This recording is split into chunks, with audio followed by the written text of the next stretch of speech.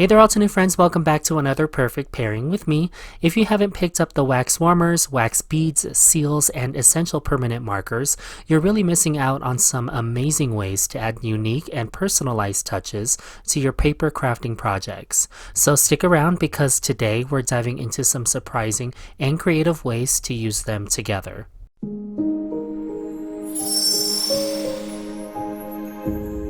Before we get into today's project, make sure you subscribe to the Altenew channel for more card making and paper crafting tutorials.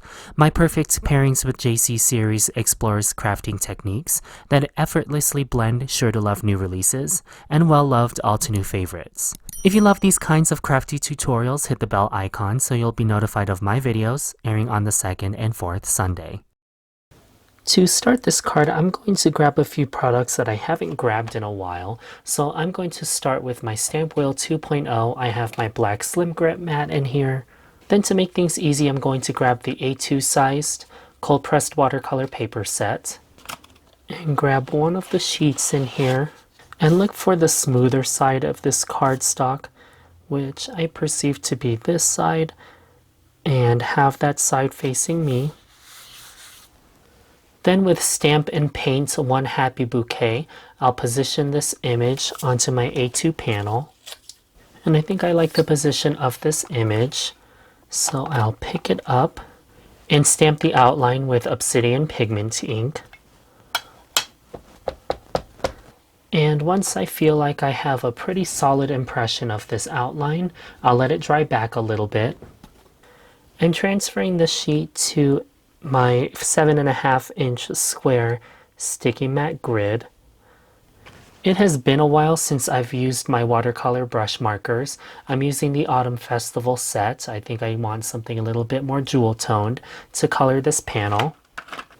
I have existing tube colors on my Petal Palette, but I'm going to just use the open areas of this palette just in case I want to mix and dilute my watercolor brush markers. I'll also set up my painting area with a paper towel. And lastly, a fine-tipped water brush, and I do have water in this brush. I have water in my fine mister bottle, and I'm just going to prime this paper with just a little bit of water. Then I'll quickly apply satin masking tape to the open areas of my project panel, just to keep things still and camera friendly for you all as I paint.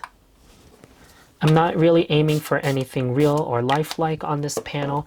I'm just going to start applying color and see where it takes me. I'll start with Mango Smoothie on my large tulip piece.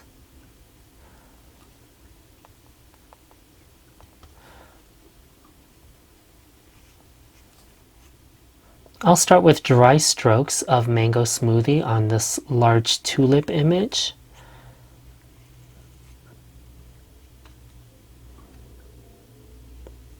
Just to get a foundation of color, leaving plenty of white highlights for details if I want to add them later. Also fill in the centers of the hydrangea bracts with Mango Smoothie.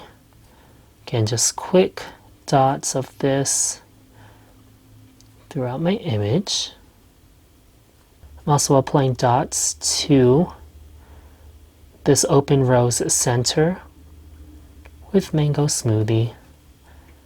And I'll apply a few highlights of this on these open daisies. I'll add a little bit of depth while everything is still moistened with yellow ochre on the open daisies, the center of the rose. I'll deepen a few of the centers of the hydrangea bracts just to create some variation throughout this image. Now I'll use my water brush and dilute that yellow ochre just a little bit so I can add little vein details to my tulip.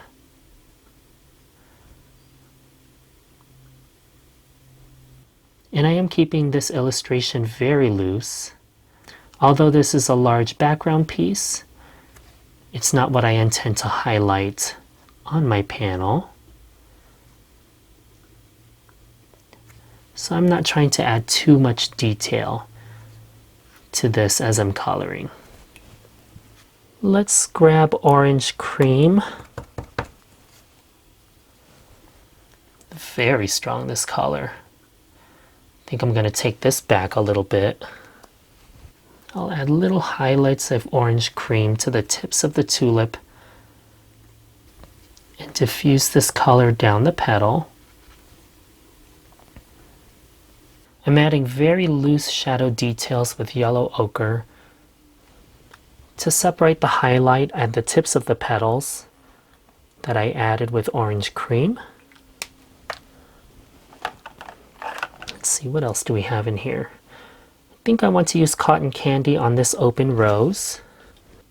I will take this watercolor out of the brush just so I have a little bit more control. Just like the tulip, I'll apply a little base layer of cotton candy to the rose images, getting a little bit of a dry brush effect, leaving a lot of white highlight to help reinforce the loose nature of this painting.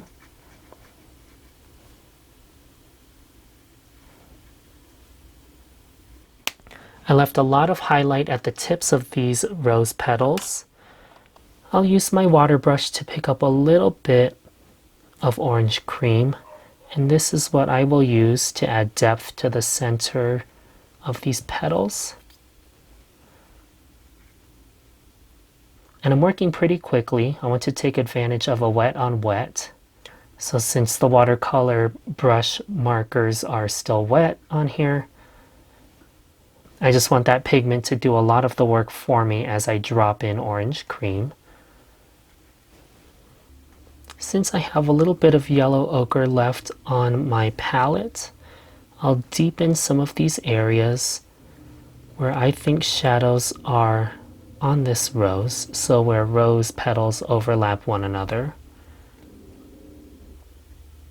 And I'm taking advantage of the fact that this rose is still a little bit wet from the previous layers, and just letting that color flow freely. I'll move on to the top left portion of my panel, and this time I want to use, I'll use ultramarine, and I want to take this back pretty far, so I'm depositing it onto my Petal Palette. And before I bring any color to my open daisies, and I'll very quickly apply water to the petals. Again, I want to take advantage of a wet on wet for this loose feeling. With this diluted color, I'm barely applying a suggestion of this color to each of the petals, using it as more of a shadow on this image. So starting at the base, working my way up towards the tip, and you'll see as I'm doing this in real time that this is a very quick motion. Finding a shadow, pulling that color out,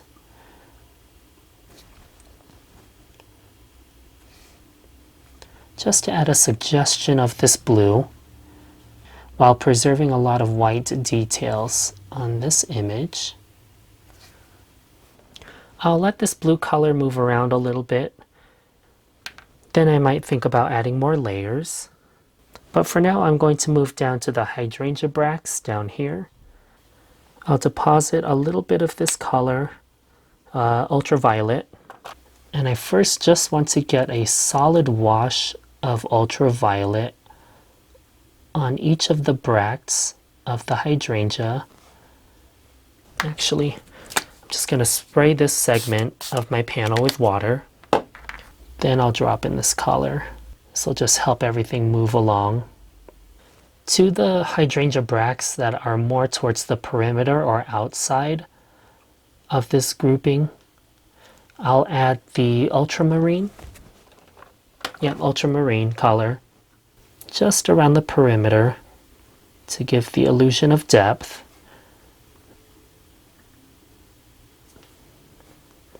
And to unify the color palette of this arrangement. Again, these are quick swipes of color anywhere where I think a hydrangea bract is behind another. Just like that. I'm going to use the straight color from Winter Fog and just add little vein details to the open daisies up here. This is quite the challenge if you're right-handed like me. I don't want to accidentally touch my hydrangeas down here on the bottom right. But sometimes these things just happen. Just have to take it as it goes. There we go. I'm liking that much better now. Anyway, let's do some leaves. So I'm going to grab Sea Forest and start with the center of the open rose. Oh, that's a little strong, so I'll take that back a little bit. Just to add the suggestion of green in the center of this. I'll also use a little bit of this on the shadows of the open daisies, creating a more rounded appearance to this open flower. Maybe I'll add a little bit down here on the bottom of my tulip. Just add a little bit more depth. Now I'm doing dry strokes of this solid color throughout my floral bouquet. And again, I'm leaving plenty of room for highlights. While this pigment is still wet on the bottom half of my panel, I'll go ahead and move this around a little bit, taking some of the edges off, and also just to get a nice interesting blend of this color. I'm going to drop in some yellow ochre just on some areas, just to create an interesting mix on these leaves. I dropped in Sea Forest to the tulip leaves, and then I'm adding my little bits of yellow ochre just to create some variance again and unify the leaves throughout this image. Let's see, I haven't used two colors yet from this set. Let's grab just green, and I'll use this to add little vein details. And I'm adding dry strokes of this to just a select grouping of leaves. Then with tree bark, I'll actually deepen the hydrangea bracts. And I feel like this will help create a little bit more variance throughout this image since it's very large on the bottom right side of my panel. And again, real quick, loose strokes. And I'll use my water brush to diffuse some of those shadows. And I'll use a little bit of tree bark to also deepen the petals of my open rose. So I'm adding a little bit of color with my water brush. Then I'll pull that shadow out with a little bit of clean water just to soften those edges. I'm not going to touch this panel anymore. I'm going to let this dry back before I get too carried away with adding too much detail to this more loose feeling bouquet. I'm going to take this entire piece and set it to the side. I might reassess later and add more pigment if I want to, but most likely I want to preserve the more romantic feeling of this card. And I'll come back to this after I work on some other focal pieces to this. Something about this next embellishment really elevates the handmade feeling of your card. I've pulled out my silicone stamping mat, and on here I'm going to get my wax warmer set ready. So I have my little tea light, my little ladle. I feel like Cosmic Berry wax beads are going to match the color palette from Autumn Festival watercolor brush markers. I feel like this helps really unify the jewel tone feeling of this card. And I'll add 4 of the Cosmic Berry wax beads. And just for fun, I think I'm going to drop in 1 full bead of Milky White. And while that melts, I'll grab my handle, and I'm using the Mini Double Hearts wax seal stamp. So it has these 2 little hearts on it. And add that to my handle while this melts. Actually, while this is melting, I think we have time to add something else to this card. Now, if you have the wax warmer set, you have to have the fun little envelopes die set. These little envelopes are the perfect size for the smaller format wax seals. And of course, I don't know what better pairing there is between wax seals and envelopes. I'm grabbing this slimline envelope die, and I'll cut this image from vellum. Then with a little bit of glue, I'll close the bottom and sides of this envelope and let this dry under an acrylic block off camera. And that should take care of this element while I'm waiting on the wax seal. Oh, it looks like it's done. For more of this organic feeling for the edges of the wax seal, I like to make a little X like that, and then bring my wax seal to the wax. And I made much more than I needed. So I actually have a second wax seal. This is the With Love wax seal. So with whatever's left on my ladle, make a little X, drop that in. And then I like to make little coordinating wax dots, almost like they're enamel dots, just so that I don't feel like I'm wasting the wax on my spoon. If you've chosen a single color, you can certainly just ladle the whole thing onto your silicone mat. Let those cool down and then remelt them for a future project. But now I feel like I have an array of coordinating dots that match my project. And now I can seamlessly incorporate these throughout my card background panel. It doesn't take long for these images to dry. So there's my first one. Let me move that around so that you can see the little hearts in the center. Let's look at my With Love sentiment. Then to let these designs stand out on the center of these wax seals, I'm using the Essential Permanent Markers set.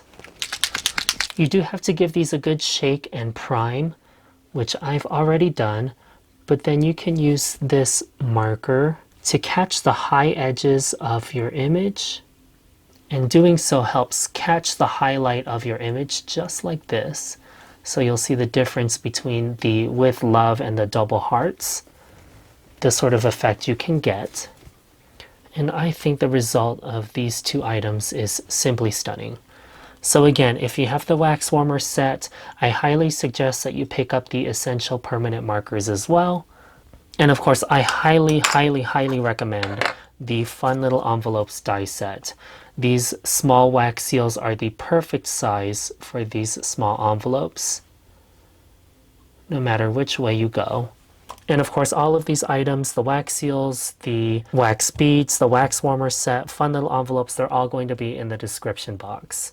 So I'm actually done with the wax seals and the warmer set, so I'm going to set all of these to the side.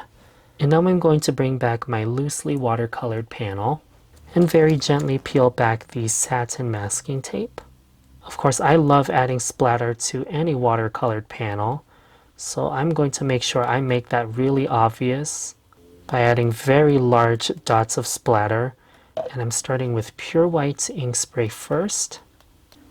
And then once I've added the pure white ink spray, then I'm going to add a little bit of jet black ink spray.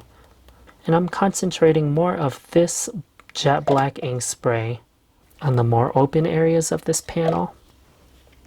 And you know, since I added Gold Essential Permanent Marker Set to the wax seals, I want to use Gold Pearl to add even more splatter to this panel. And I'm concentrating the splatter just in the center of this panel. And of course, I love adding a lot of splatter. I'll move this off to the side again. And this time with my little envelope, I want to create an insert for this envelope, which is where my sentiment will go. It looks like for my little envelope, I need a panel that's 2 inches wide and we'll say 2.5 inches tall. So that's what I cut over at my rotary trimmer. And on my smaller stamp wheel, I'm just going to roughly place that in the center. And the sentiment that I want to use is the sending lots of love. So I'll stamp the first part of the sentiment in Obsidian and then position the rest of that sentiment underneath. And then on my Altenew scoring board, I just want to make some letter folds just to make this feel like it truly fit within the envelope. So I'm kind of just guessing where I want these folds to go because I'm not closing this envelope.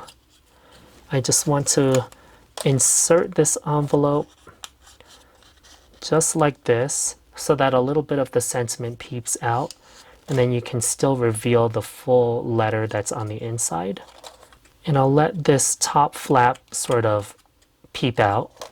And I feel like this will help encourage your card recipient to pull the letter out of the envelope and reveal the full statement. I glued my watercolored panel to a folded note card base. And now I can start assembling a lot of the major elements that I worked on for this card. First up, I'll foam mount my vellum envelope with my stamped sentiment. And I feel like this center arrangement works best for my panel. Then I'll glue my wax seal double heart on top and in the center of my envelope, making sure that I still have mobility on my little letter that's on the inside. And I will embellish this panel with my wax seal dots, just like I would as if they were little enamel dots from Altenew. And I love the end result of this partially interactive card with the nice little letter insert, the tactile texture that you get from the wax seals. I just feel like there's a lot for your recipient to admire in this card when they receive it. My series encourages you to shop your existing Altenew stash and rekindle their love with newer releases. Perfect Pairings with Jaycee airs on the Altenew channel every second and fourth Sunday of the month. Please make sure you like and subscribe if you haven't already. Thank you so much for tuning in to this Perfect Pairing episode with me, and I'll see you in the next one.